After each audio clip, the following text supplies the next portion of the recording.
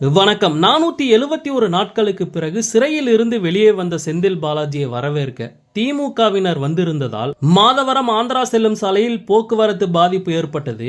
இந்த நிலையில் நேற்று இரவு 7:15 மணிக்கு செந்தில் பாலாஜி வெளியே வந்தார். சட்டவிரோத பண பரிவர்த்தனை வழக்கில் செந்தில் பாலாஜி கடந்த 2023ஆம் ஆண்டு ஜூன் 14ஆம் தேதி கைது செய்யப்பட்டார். அவர் விசாரணையில் இருந்த போதே இதய அறுவை சிகிச்சை மேற்கொள்ளப்பட்டது. இதையடுத்து அவர் புழல் சிறையில் அடைக்கப்பட்டார். அவரது ஜாமீன் மனுவை சென்னை முதன்மை நீதிமன்றமும் சென்னை உயர்நீதிமன்றமும் தள்ளுபடி செய்தது.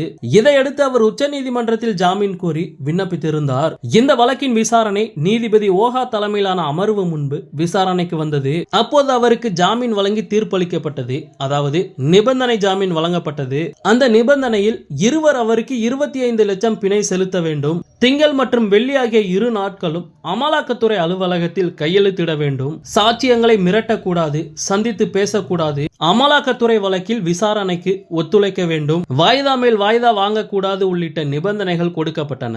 இந்த நிலையில் சிறையில் இருந்து வெளியே வந்த செந்தில் பாலாஜியை பார்க்கும்போது கிளீன் ஷேவில் இருந்தார். கண்களுக்கு கீழ் இருக்கும் கருவளையத்தை பார்த்தால் அவர் இத்தனை நாட்கள் தூங்க முடியாமல் தவித்தது தெரிகிறது.